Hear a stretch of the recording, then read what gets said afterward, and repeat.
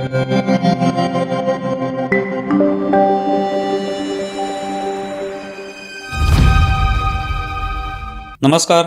News डंकामध्ये मी महेश विचारे आपल्या सगळ्यांचं मनपूर्वक स्वागत करतो. मित्रांनो, राष्ट्रवादी काँग्रेसचे प्रमुख अजित पवार यांचं 28 जानेवारीला विमान अपघातात दुर्दैवी निधन झाल्यानंतर महाराष्ट्रातील राजकारणाचा सगळा पटच बदलून गेलाय.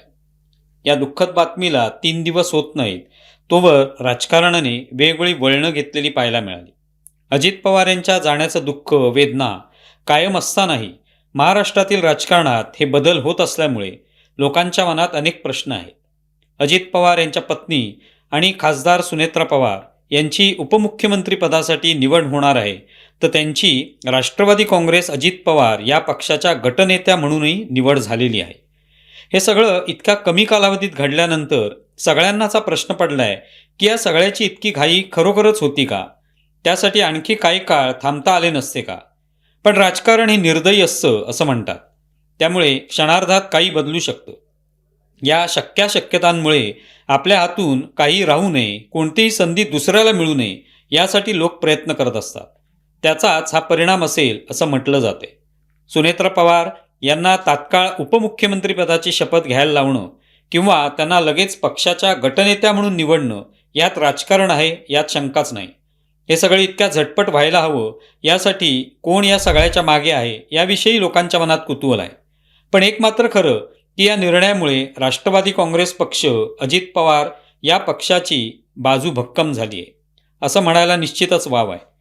अजित पवार यांचं निधन झाल्यानंतर दुसऱ्याच दिवशी म्हणजे प्रत्यक्ष अंत्यविधी सुरू असतानाच आता अजित पवारांची जागा कोण घेणार, या पक्षाची वाटचाल कशी असणार याविषयी चर्चा होऊ लागली होती. त्यावरून टीकाही झाली होती. अजित पवारांचं असं दुर्दैवी निधन झालेलं असताना लागलीच राजकारणाची चर्चा कशाला? पण ज्यांना या निमित्ताने राजकारणाची संधी साधायची असते आणि परिस्थिती हाताबाहेर जाऊ द्यायची नसते, त्यांच्या दृष्टीने ही योग्यच वेळ असते. अजित पवार हयात असताना दोन्ही राष्ट्रवादींच्या विलिनीकरणाची चर्चा रंगली होती. आता त्यांच्या निधनानंतरही 12 फेब्रुवारीला हे विलिनीकरण होणार होतं अशी तारीख ठरली होती, अशा बातम्या समोर येत आहेत. दोन्ही पक्ष महानगरपालिकांच्या निवडणुकीतही पुण्यात एकत्र आले होते, त्यामुळे हे विलिनीकरण व्हायलाच हवं अशी मागणी आता अजित पवार यांच्या निधनानंतर पुढे येऊ लागली. पण अजित पवार होते तोपर्यंत विलिनीकरणाची शक्यता वाटत होती, कारण अजित पवार यांनी आपली क्षमता विविध निवडणुकात सिद्ध केली. शरद पवार हे देखील आता वृद्धत्वामुळे प्रत्यक्ष राजकारणात सक्रिय नसल्याने हळूहळू अजित पवार यांच्याकडेच दोन्ही राष्ट्रवादींच्या विलिनीकरणानंतर सूत्रे जातील अशीच शक्यता होती. मात्र तेवढ्यात घात झाला आणि अजित पवार यांचं अकाली निधन झालं. त्यामुळे आता विलिनीकरण व्हावं अशी चर्चा असली तरी प्रश्न हा निर्माण होतो की विलिनीकरण केलं तर त्याचं प्रमुखपद कुणाकडे असणार? ते जर शरद पवारांकडे असेल तर त्या पक्षाचे महाराष्ट्रातील सत्तेत भवितव्य काय? कारण एक प्रकारे विलिनीकरण झाले तर शरद पवार सत्तेत सहभागी होतील का? ते भाजपाला चालले असते का? हे प्रश्नही होते. ज्या शरद पवारांच्या महाविकास आघाडी प्रयोगामुळे भाजपाला सत्तेपासून दूर ठेवले गेले, त्या शरद पवारांना आपल्यासोबत सत्तेत घेणं हे शक्यच नव्हतं. शिवाय अजित पवारांच्या नेतृत्वाखाली जे आमदार बाहेर पडले आणि त्यांनी राष्ट्रवादी हा आपलाच पक्ष असल्याचं ठामपणे सांगितलं, त्या आमदारांचं काय हा देखील प्रश्न होताच. ते आमदार विलिनीकरणानंतर पुन्हा शरद पवार यांच्या नेतृत्वाखाली काम करण्यास तयार असतील का हा प्रश्न होता. सत्तेचे लाभ सोडून शरद पवार यांच्यासोबत जाणं त्यांना परवडणारं नव्हतं. त्यामुळे अशा परिस्थितीत अजित पवार यांच्या नेतृत्वाखाली उभ्या राहिलेल्या राष्ट्रवादी काँग्रेसची स्वतंत्र वाटचाल कायम ठेवणं याशिवाय पर्याय नव्हता. शिवाय विलिनीकरणानंतर सुप्रिया सुळे यांचं महत्त्व आपोआपच वाढलं असतं आणि अजित पवारांच्या नेतृत्वाखालील आमदारांना त्यांच्या नेतृत्वाखाली काम करावं लागलं असतं. हा मुद्दाही होताच. एकूणच पूर्वीच्या एकसंध राष्ट्रवादीसारखीच स्थिती पुन्हा निर्माण झाली असती. अशा परिस्थितीत सुनेत्रा पवार याच अजित पवार यांच्या नेतृत्वाखालील राष्ट्रवादीच्या प्रमुख व्हायला हव्यात आणि त्यांनीच आता यापुढे या पक्षाचं नेतृत्व करावं अशी मागणी होऊ लागली असेल. त्यामुळेच आणखी वेळ वाया जाऊ न देता लागलीच सुनेत्रा पवार यांना गटनेता करण्याची घाई करण्यात आली असावी. विलिनीकरणाची चर्चा होण्यापूर्वी आणि त्या संदर्भातील कोणतीही पावलं उचलली जाण्यापूर्वी अजित पवारांच्या पक्षाचं स्वतंत्र अस्तित्व आणि महत्त्व टिकलं पाहिजे, म्हणून हे पाऊल उचललं गेले. आपोआपच शरद पवार यांची राष्ट्रवादी वेगळीच राहिली. आता यापुढील काळात विलिनीकरणाची चर्चा झाली तर त्यात सुनेत्र पवार यांच्या प्रस्तावाला महत्त्व येईल.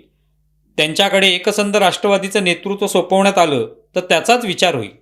स्वाभाविकच शरद पवार, सुप्रिया सुळे, सुनेत्रा पवार असं हे शहकाटशाचं राजकारण आता रंगणार आहे.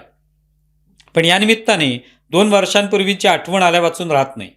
2024च्या एप्रिल महिन्यात लोकसभा निवडणुकीची तयारी जोरात सुरू होती. प्रचाराला रंग आला होता. बारामतीमध्ये सुप्रिया सुळे यांच्या विरोधात अजित पवारांनी आपली पत्नी सुनेत्रा पवार यांना उभं केलं होतं. त्यामुळे पवार विरुद्ध पवार असा संघर्ष प्रथमच पाहायला मिळाला. त्यात कोण जिंकणार, शरद पवारांची सून जिंकणार की मुलगी, अशी चर्चाही रंगत होती. तेव्हा अजित पवारांनी एके ठिकाणी झालेल्या भाषणात लोकांना आवाहन केलं होतं की तुम्ही पवार आडनाव असलेल्यांनाच मतदान करा. त्यावरून स्वाभाविकच अर्थ निघत होता की सुप्रिया सुळे यांच्याऐवजी सुनेत्रा पवार यांनाच मतदान करा. अजित पवारांचं ते भाषण गाजलं आणि त्या वाक्याची चर्चा झाली. त्यावरून मग पत्रकारांनी शरद पवार यांना एका पत्रकार परिषदेत अजित पवारांच्या त्या वाक्याचा दाखला दिला.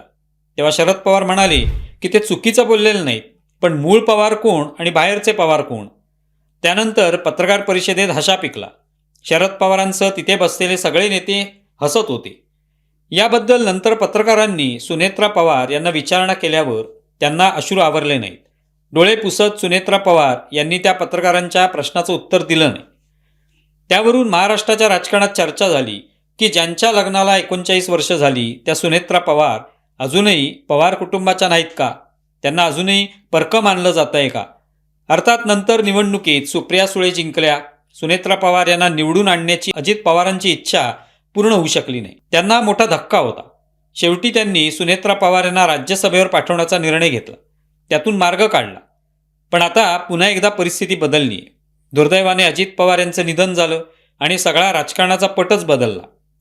बाहेरचे पवार म्हणवल्या गेलेल्या सुनेत्रा पवार आता पक्षाच्या प्रमुख झाल्या. अर्थात तसं व्हावं अशी कुणाची इच्छा नव्हती. कुणाला तसं स्वप्नातही वाटलं नव्हतं. पण ते झालंय. नियतीचा खेळ कुणालाही चुकलेला नाही. सुनेत्रा पवार आता उपमुख्यमंत्री होणार आहेत. आम्ही या व्हिडिओ करत आहोत त्याच संध्याकाळी त्या उपमुख्यमंत्रीपदाची शपथ घेणार आहेत.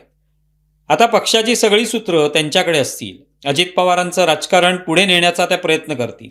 महाराष्ट्राच्या सत्तेतही त्या असतील आणि पक्षाचं राजकारणही करतील. विलिनीकरणाची चर्चा यानंतरही सुरू राहील. पण आता विलिनीकरणाच्या अटी शर्ती सुनेत्रा पवार ठरवू शकतील. अजित पवारांच्या जाण्यामुळे महाराष्ट्रातील राजकारण बदलणार आहे असं म्हटलं गेलं होतं. ते अवघ्या 3 दिवसात इतकं बदलेल असं कुणालाही वाटलं नसेल. खरं की नाही? तुम्हाला व्हिडिओ कसा वाटलाय जरूर कळवा. आमचा व्हिडिओ जास्तीत जास्त लाईक करा, शेअर करा आणि आमचे यूट्यूब चॅनल सबस्क्राईब करा. धन्यवाद.